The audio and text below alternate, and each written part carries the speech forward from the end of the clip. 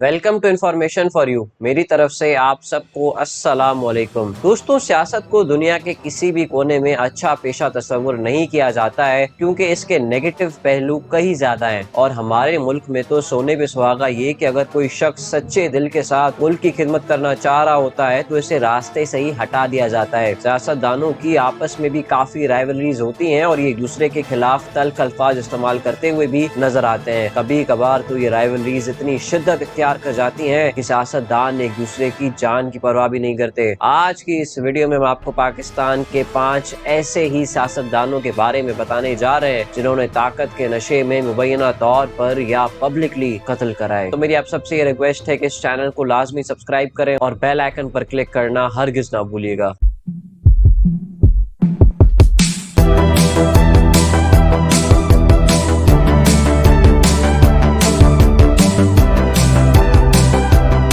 Number 1, Rana Sanaullah. मौजूदा वक्त में पाकिस्तान के वजीर आजम के मुशीर बराए सियासी उमूर और साबिक इंटीरियर मिनिस्टर पाकिस्तान और law minister Punjab Rana Sanaullah Pakistani politics के एक प्रोमिनेंट किरदार हैं। नून लीग के फ्रंट लाइन लीडर्स में से एक राना सनाउल्लाह अपनी मूंछों की वजह से काफी एग्रेसिव माने जाते हैं, लेकिन दोस्तों पाकिस्तानी सियासत के इतने एक्टिव रुकन को कातिल करार देने का मौका हमें देता है सानेहा मॉडल टाउन। तारीख थी 17 जून 2014 जब पंजाब पुलिस मॉडल टाउन में अल्लामा ताहिरुल कादरी की पार्टी पाकिस्तान अवामी तहरीक के वर्कर्स पर गन फायर करते हुए 14 लोगों को कत्ल कर देती है। कहा जाता है कि उस वक्त के डीआईजी ऑपरेशंस को हिदायत थी कि आपने वहां जाना है, वर्कर्स को इश्तियार दिलाना है और उनकी रेजिस्टेंस पर फायर करना है। डीआईजी ऑपरेशंस को ये हिदायत मिली थी 16 जून 2014 की हाई प्रोफाइल मीटिंग में, जिसमें सूबे के तमाम CCPOs, DCs, ACs, chief secretary, IG और यहाँ तक के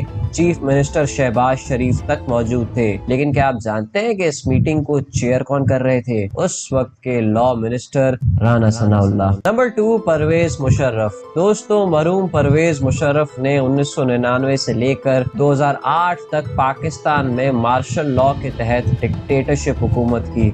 इस दौरान इन्होंने सियासी मैदान में कई पंगे किए, बड़े बड़े कौमी लीडर्स को पहले जलावतन करवाया और सूबाई पॉलिटिशियन से भी राइवलरीज चलाई। इनकी सबसे बड़ी राइवलरी हुई डेरा बुगटी में उस वक्त के बुगटी सरदार नवाब अकबर खान बुगटी से। इसी राइवलरी की वजह से पहले नवाब अकबर खान बुगटी के घर के बाहर पुलिस नाकाबंदी करवाई गई और इनसे इनके चाहने वालों की मुलाकातों को महदूद कर दिया गया। और फिर जब जनरल मुशर्रफ नवाब अकबर बुगटी के गांव डेरा बुगटी से करीब बलूचिस्तान के इलाके कोलू का दौरा करने पहुंचे तो उनके हेलीकॉप्टर पर 6 से 8 रॉकेट फायर किए गए, जो मुबैना तौर पर नवाब अकबर खान बुगटी के कहने पर चलाए गए थे। ये रॉकेट फॉर्चुनेटली और बुगटी साहब के लिए अनफॉर्चुनेटली जनरल मुशर्रफ के हेलीकॉप्टर को हिट ना कर सके, जिसके बाद जनरल मुशर्रफ ने इनके खिलाफ फुल फ्लेज फौजी ऑपरेशन शुरू कर दिया, जिसके बाद नवाब अकबर बुगटी को अंडरग्राउंड होना पड़ा। इनके छुपने की जगह थी डेरा बुगटी के अतराफ के पहाड़ों में मौजूद एक गार। नवाब अकबर बुगटी को बिलाखिर इस गार में पाक फौज की तरफ से लोकेट कर दिया जाता है और रिपोर्टेडली इस गार पर रॉकेट दाग कर इसे गिरा दिया जाता है और इसके अंदर मौजूद नवाब अकबर खान बुगटी और इनके साथी जाँ बहक हो जाते हैं। लेकिन ऑफिशियली कहा जाता है कि ये गार खुद ही गिर गई थी और बुगटी साहब की मौत एक हादसा था। लेकिन जनरल मुशर्रफ का इस ऑपरेशन पर क्या ख्याल था, जरूर सुने। बिल्कुल सही हुआ जो बुगटी का वहाँ हुआ है बलूचिस्तान में, no wrong was done, it was right. और अगर दोबारा कभी मौका मिला, ऐसी बात हुई, दोबारा वही करूंगा, दोबारा वैसे ही कुचलेंगे ऊपर। नंबर 3, मोहसिन नकवी।